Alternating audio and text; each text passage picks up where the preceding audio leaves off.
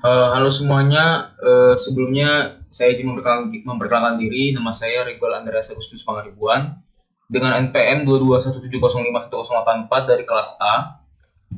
Di sini saya akan membuat tugas, yaitu video presentasi dari mata kuliah Teori Bahasa dan Otomata dengan materi konversi NFA ke DFA oleh pengampu mata kuliah Pak Febi Eka Febriansa MT. Daftar isi materinya ada 7 di sini. Yang pertama itu ada penjelasan singkat NFA ke DFA, terus ada ekuivalensi NFA ke DFA. Yang ketiga teknik kompilasi konversi NFA ke DFA. Yang keempat langkah-langkah mengubah NFA ke DFA. Yang kelima formula konversi. Yang keenam contoh soal. Dan ketujuh penutup. Yang pertama itu kita penjelasan singkat NFA ke DFA. Bukti bahwa DFA dapat melakukan apa saja yang dapat dilakukan NFA melibatkan suatu konstruksi. Nah, konstruksi di sini disebut juga konstruksi himpunan bagian atau subset construction. Karena hal-hal itu melibatkan pembentukan seluruh himpunan bagian dari himpunan stata NFH. Nah, konstruksi himpunan bagian itu sendiri dimulai dari NFAN, di mana itu terdiri dari yaitu himpunan state awal atau kedudukan N, kemudian ada pada abjad, lalu ada pada transisi N, kemudian ada pada Q0 dan ada pada himpunan state akhirnya N. Tujuannya adalah untuk mendeskripsikan mengenai DFAD, yaitu himpunan state-nya si D, terus ada si input atau abjadnya, terus kemudian ada fungsi transisinya, ada QD-nya, dan himpunan state akhirnya ya. Sedemikian sehingga LD sama dengan LN. Alfabet input kedua otomaton tersebut sama, dan state mula D adalah himpunan yang hanya memuat state mula N. Nah, dari penjelasan singkat ini, dapatlah kita menemukan ekuivalensi NFA ke DFA. Dengan poin pertama, yaitu dari mesin NFA bisa dibuat DFA yang ekuivalen atau bersesuaian. Artinya kedua mesin itu bisa menerima bahasa yang sama. Nah, yang kedua tadi kan FD adalah himpunan-himpunan bagian S dari QN. Sehingga sedemikian sehingga S yaitu himpunan irisan yang ada pada Fn yang merupakan bagian dari himpunan kosong. Berarti FD itu adalah seluruh himpunan state N yang memasukkan setidaknya satu state penerima N. Nah, poin yang ketiga yaitu untuk setiap himpunan S mewakili subset dari Qn, dan untuk simbol setiap input A pada input masukan ini abjad akan berlaku P dalam S.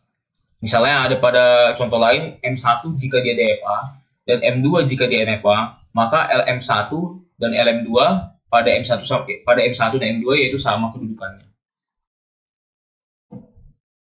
Kemudian ada teknik kompilasi yaitu konversi NFA ke DFA. Nah, di sini ada contoh konversi dari NFA menjadi DFA dengan menggunakan tabel transisi dan diagram transisi, bisa dilihat pada gambar. Di sini ada state A, B, ada state-nya itu yang mewakili S0 dan S1, di mana A itu mengisi S1, B itu mengisi S0 dan S1, kemudian S1 yang mengisi state A-nya itu S0 dan B-nya S1. Bisa dilihat pada gambar ya, pada diagram transisinya, di mana dia di sini start pada stage S0, di mana si S0 tadi kan dia mewakili si B tadi mewakili S0 dan S1, maka dia akan melakukan dua kali state, yaitu pada B dan dia akan kembali lagi pada si A. Bisa dilihat daripada gambar samping, ada suatu state yang diberi inputan menuju ke beberapa state, yaitu S0 yang diberi inputan B bisa menuju ke S0 dan S1. Sebentar ya. Di sini ada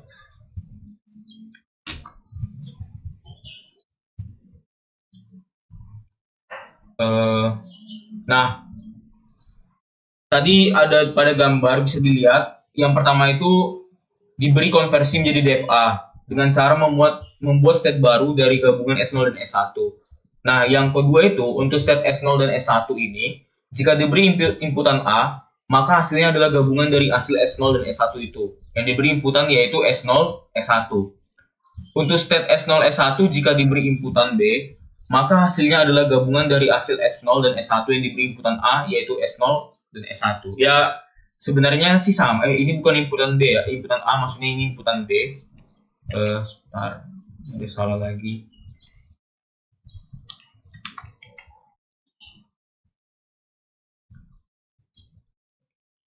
Jadi pada gambar ini, untuk state yang dia mewakili S0 dan S1 itu, jika dia diberikan A, maka hasil inputnya itu juga tetap A. Sama juga ketika dia diberi inputan B, maka juga dia hasilnya tetap B. Dengan cara melakukan inputan menuju ke S0 dan S1-nya, gitu. Kemudian ini tabel dan diagram transisinya untuk DFA-nya bisa dilihat tadi ya. Di sebelumnya tadi kan kita tahu bahwa state S0 dan S1 itu jika diberi inputan A, maka dia akan diberi inputan A. Jika dia B juga maka dia akan diberikan inputan B. Nah, di sini kan bisa terlihat, di sini kan kalau dia di A, dia akan akan tetap berada di A, S0 dan S1, dan di B juga dia akan tetap diberi inputan B, yaitu S0 dan S1. Bisa dilihat dari diagram transisinya, di mana S0 dan S1 itu dia memiliki inputan yang sama, dia akan tetap kembali kepada inputan itu sendiri, yaitu inputan A akan kembali ke A, dan B akan kembali ke B. Begitu juga sebaliknya. Karena dia memiliki state-state yang kedudukannya sama ya, bisa dibilang sama. Nah, di sini ada langkah-langkah mengubah NFA ke DFA. Ada 3 langkah-langkahnya, yaitu pertama kita harus membuat tabel transisinya dulu. Yang kedua kita harus memulai dari state awal. Baru untuk memulai state awal itu kita harus tahu dulu itu merupakan himpunan ya, step-stepnya. Terus yang ketiga itu kita harus telusuri state tujuan dari setiap inputnya. Di sini ada formula konversi. Untuk mengubah NFA, MN, sama dengan himpunan awal, QN. Kemudian ada abjad N. Ada fungsi transisi, Q0N, dan state akhirnya N. Akan diubah menjadi DFA MD. Dengan ketentuannya yaitu QD harus merupakan himpunan bagian dari 2 QN. Dengan setiap elemen QD dapat dituliskan sebagai berikut. QI1, QI2, QI3, sampai dengan QI-is. Dengan S yaitu mutlak dari QN. Yang kedua, FD sama dengan QI1, QI2, elemen dari QI1, QI2, QI3, sampai dengan QI-is, di mana paling sedikit adalah 1 IP, sehingga QIP merupakan anggota dari FN.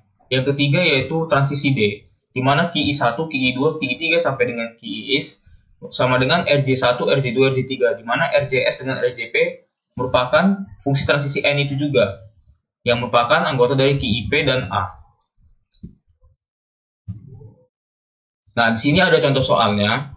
Ini contoh soal yang ada pada kasus NFA, di mana kita membuat contoh soalnya itu, soalnya itu yang pertama itu ada Q-nya itu sama dengan Q0, Q1, terus ada abjadnya itu 0 dan 1, ada state awalnya itu Q0 dan state akhirnya yaitu Q1.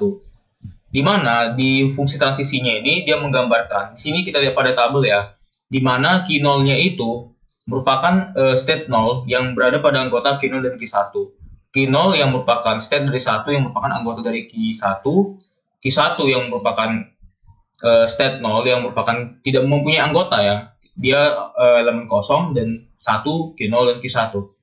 Bisa kita lihat pada penyelesaiannya, di mana fungsi transisi ini Q0, Q1 dan 0 merupakan sama dengan dari fungsi transisi dari Q0 dan Q. Di Q0 dan 0 yang merupakan gabungan dari state transisi Q1 dan Q0 sama dengan Q0 Q1 yang merupakan gabungan dari gabungan dari elemen kosong, maka dia akan menghasilkan Q0 dan Q1.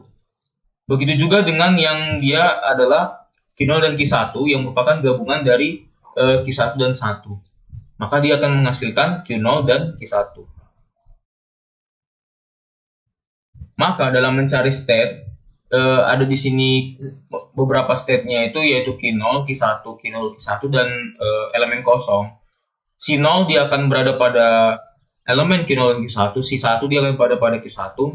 Sedangkan dia ketika pada state Q1 dia akan menghasilkan elemen kosong, tapi pada 1 dia akan menghasilkan Q0 dan Q1. Q0 dan Q1 juga dia memiliki state yang sama kedudukannya, begitu juga dengan elemen kosong. Maka bisa kita tarik kesimpulan bahwa himpunan state akhirnya itu merupakan gabungan dari himpunan state yang merupakan irisan dari himpunan akhirnya itu, set akhirnya itu, di mana pada himpunan set akhirnya itu memiliki elemen Q1 yang merupakan gabungan dari Q0 dan Q1, kemudian Q1 yang merupakan anggota dari Q0 dan Q1 itu. Sekian dari video penjelasan saya. Jika ada kekurangan ataupun salah kata, mohon maaf, saya ucapkan terima kasih.